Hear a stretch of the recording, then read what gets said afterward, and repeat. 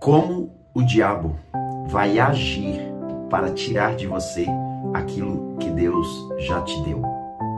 O diabo, ele vai oferecer a você coisas, escute bem isso aqui, para você entender sobre o que nós vamos falar aqui neste vídeo.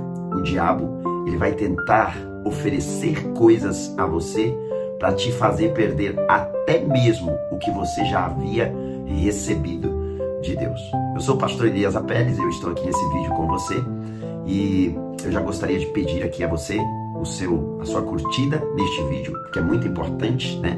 O YouTube, ele sempre entende que quando um vídeo tem bastante curtida, comentários e compartilhamentos, ele entende que o assunto é muito importante, que o assunto é muito relevante. Então, que tal nós passarmos essa informação para o algoritmo do YouTube, fazendo com que ele entenda que o conteúdo que o pastor Elias Apelles está oferecendo a você é um conteúdo muito relevante. Vamos lá, eu quero falar com você sobre este tema, o que o diabo pode fazer, né? Uma estratégia que ele pode usar para fazer com que você perca até mesmo aquilo que você já recebeu de Deus. Muitas pessoas estão hoje perdendo coisas que já haviam recebido de Deus por ter aberto concessões ou negociações com o inimigo.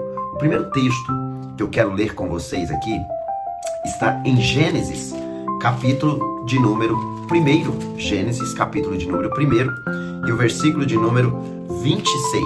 A palavra de Deus diz assim: também disse Deus, façamos o homem a nossa imagem conforme a nossa semelhança, e tenha ele domínio sobre os peixes do mar, sobre as aves dos céus. E aí ele vai falando sobre o que esse homem deveria dominar. Mas o que esse homem tem? Ele tem a imagem, semelhança de Deus. Ele tem a imagem e semelhança de Deus. Esse homem é um homem espiritual. Afinal de contas, nós somos um espírito, temos uma alma e habitamos em um corpo. Esses três elementos, ele tem a representatividade do que Paulo escreveu aos Coríntios, no capítulo de número 1 Coríntios, capítulo de número 2. Deixa eu achar aqui para você entender isso aqui. Tá? Há uma classificação espiritual para definir, né, o homem em suas etapas dentro do seu processo de relacionamento com Deus, de salvação, justificação, eleição e regeneração. Tá? Primeira carta de Paulo aos Coríntios, capítulo de número 2, tá bom? Primeira carta de Paulo aos Coríntios, capítulo de número 2, Paulo diz assim, ó. O texto assim, o versículo de número 14, o texto diz assim: ora, o homem natural não aceita as coisas do Espírito de Deus, porque lhes são loucuras, e não pode entendê-las porque elas discernem espiritualmente. Fala a primeira classificação de um homem aqui, do homem natural. Quem é esse homem? Lembra quando Jesus, em João capítulo de número 3, ele foi falar com Nicodemos sobre coisas espirituais? É necessário, Nicodemos, nascer de novo. E Nicodemos não entendeu nada, porque ele dizia: como é que pode, sendo eu já velho, ter que voltar ao ventre da minha mãe? Então ele é um homem que, dentro da classificação aqui bíblica, nós colocamos como homem natural, porque ele não discerne as coisas espirituais. Aí o texto assim, verso de número 15, tá? 1 Coríntios capítulo 2, verso 15. Porém o homem espiritual julga todas as coisas, mas ele mesmo não é julgado por ninguém. Ou seja, o homem espiritual, ele faz o que ele pode quando deve. Ele faz o que ele pode quando deve, tá? Imagina, um homem espiritual, ele sabe: eu posso amar? Devo. Eu posso orar? Devo. Eu posso ler a Bíblia? Devo. Então ele faz as coisas que pode quando deve. Diferente do homem natural, tá? O homem natural, ele faz as coisas que ele pode, mas ele também faz as coisas que ele não deve. Tá ok?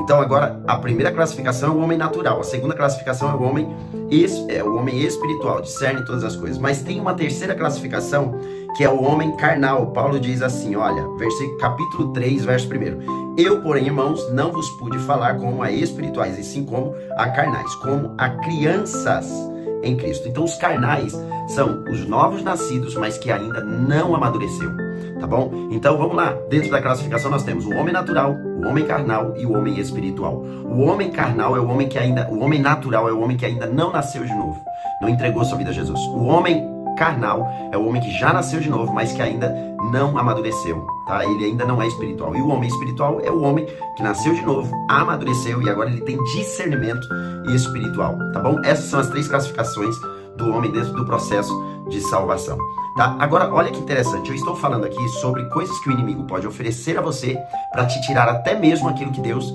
já havia dito. Quando Deus falou, vamos fazer o homem conforme a nossa imagem, conforme a nossa semelhança, em Gênesis capítulo 1, verso de número 26, no capítulo 2 de Gênesis, ele vai pegar este homem, tá bom? E ele vai colocar no jardim, tá bom? O texto é assim, ó, Gênesis 2, versículo de número 16. O texto é assim: e o Senhor deu-lhe esta ordem: de toda sorte, de toda árvore do jardim comerás livremente, mas da árvore do conhecimento do bem e do mal não comerás, porque no dia que você comer, certamente você vai morrer. Essa foi uma ordem de Deus. Deus disse tudo que o homem podia fazer e o que o homem devia fazer e o que o homem não devia fazer. Por mais que ele pudesse, ele não devia fazer. Então o que o homem podia e devia fazer? Comer de toda a árvore do jardim. Deus deu esse livre acesso ao homem a toda a árvore do jardim. Aí ele pega e diz assim: mais da árvore do conhecimento do bem e do mal, embora você pode, você não deve comer. Ok? Embora você pode, você não deve comer. Agora olha o jeito que o diabo vem. Olha o jeito que o diabo vem. Capítulo 3 de Gênesis diz assim: mas a serpente, mais sagaz do que todos os animais selváticos que o Senhor Deus tinha feito, disse à mulher: é assim que Deus disse, não comereis de toda a árvore do jardim?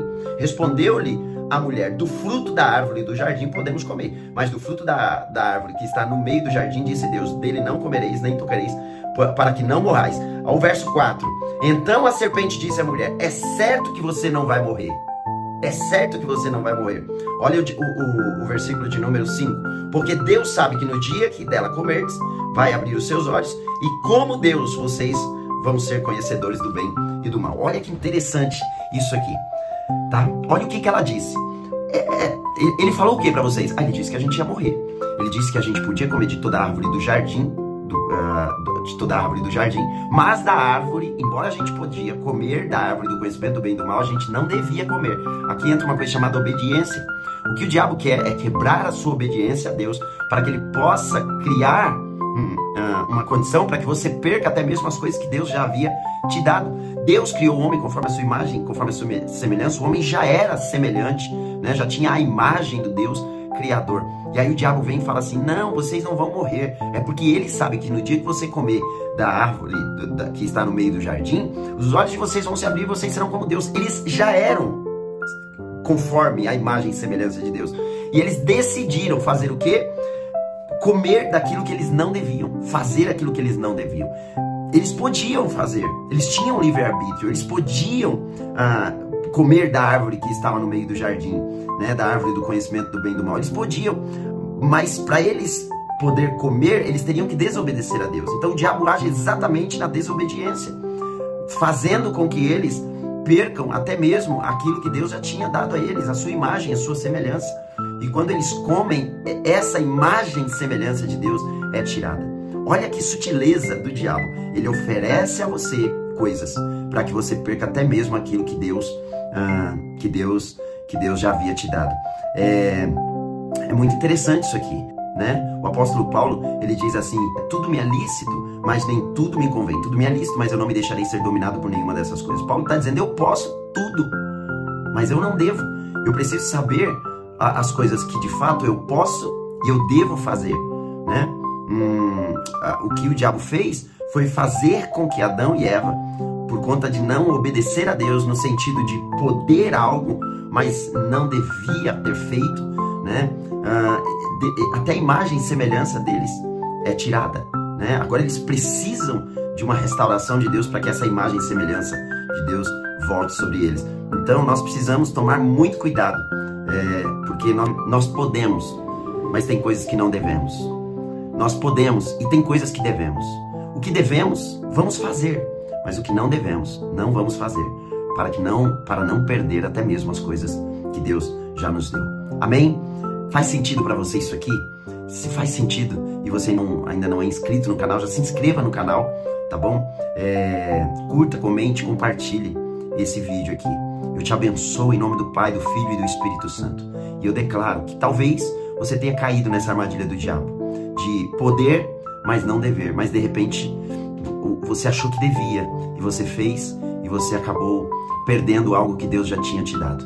Mas eu quero declarar a restituição de Deus sobre a sua vida, em nome de Jesus. Um grande abraço, fique com Deus, paz, compartilhe esse vídeo. Tchau!